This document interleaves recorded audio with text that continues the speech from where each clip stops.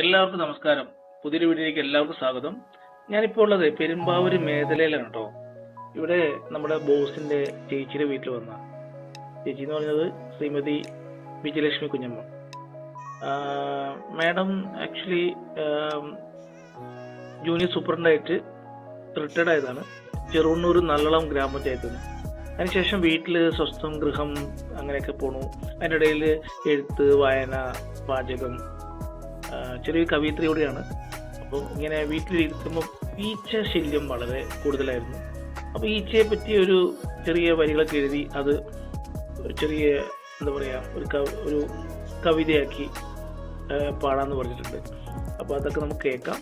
വീട്ടിൽ വന്നപ്പോൾ തന്നെ ചക്ക വറച്ചു, ചക്ക മുറിച്ചു, നമ്മളെല്ലാവരും കൂടി കഴിച്ചു. എന്താ പറയുക, നല്ല ഒരു പൊല്യൂഷൻ ഇല്ലാത്ത ഏരിയ കേട്ടോ. അപ്പം നമുക്ക് ബാക്കി വിശേഷങ്ങളിലേക്ക് പോവാം.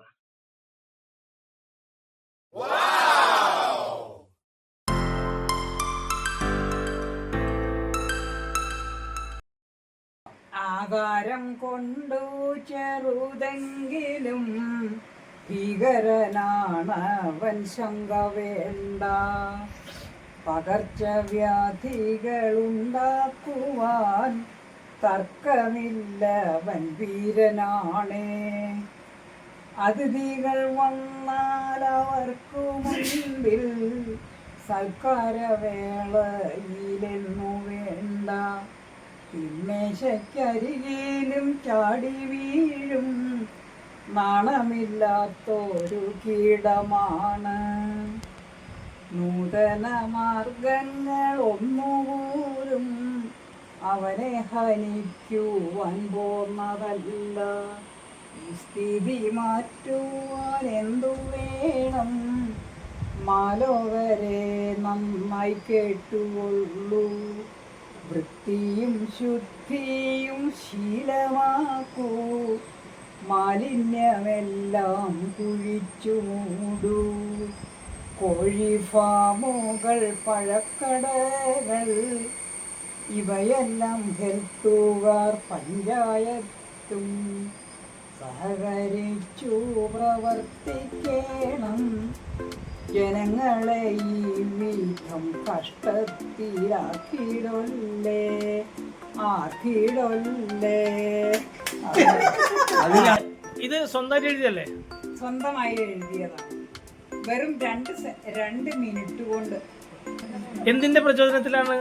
ഇവിടെ വീട്ടില് ഈച്ച വന്ന് സഹിക്കെട്ടപ്പോ ഈച്ച മേത്തേക്ക് കയറി സഹിക്കാൻ മേലാണ്ടായപ്പോ അതിനുശേഷം ഈച്ച ഇല്ല ഇവിടെ. അതിനുശേഷം ഈച്ച വന്നിട്ടില്ല. നാണം കെട്ടവെന്ന് പറഞ്ഞു കഴിഞ്ഞപ്പോ ഈച്ച ഇത് പഞ്ചായത്തില് കേൾപ്പിച്ചിരുന്നോ? കേൾപ്പിച്ചിരുന്നോ? പഞ്ചായത്തിൽ കേൾപ്പിച്ചിരുന്നോ? ഇല്ല, പഞ്ചായത്തിലേക്ക് കൊടുക്കണം. ഇതിന്റെ ഒരു പഞ്ചായത്തിലും ഹെൽത്തിലും കൊടുക്കണം. നല്ലതാ, നന്നായിട്ടുണ്ട്, വളരെ നന്നായിട്ടുണ്ട്. അപ്പൊ അമ്മ എവിടെ ജോലി ചെയ്യുന്നപ്പോ? അമ്മ ഇപ്പൊ എവിടെ ജോലി ചെയ്യുന്നത്? ഇതാ മുൻപ് എന്താ ജോലി ചെയ്തത്? നേരത്തെ ഇപ്പൊ എന്ത് ചെയ്തിരുന്നു? നേരത്തെ എന്ത് ചെയ്തിരുന്നു? നേരത്തെ പഞ്ചായത്തിൽ ജോലിയായിരുന്നു. അന്നൊന്നും ഇത്ര ഈച്ചയില്ല. ഇപ്പൊ ഈച്ചയുടെ പെരുപ്പ് വന്നപ്പോ ഈ ജോലി ചെയ്ത സമയത്ത് ഈച്ച ഇല്ല. ഇത്ര ഈച്ച എന്ന് പറഞ്ഞാൽ കോഴി ഫാമും ഒക്കെ വളരെ കുറവല്ലേ. ഇന്നിപ്പോ എല്ലാവർക്കും കോഴി ഫാമാണ്. അപ്പൊ അതിൽ നിന്നുണ്ടായ പ്രചോദനത്തിലാണ് ഈ വരികൾ എഴുതിയതും ഈ വരികളത് ഗാനമായി നമ്മുടെ മുന്നിലേക്ക് പ്രസന്റ് ചെയ്തതും. അപ്പോൾ ഒത്തിരി സന്തോഷം. Thank you.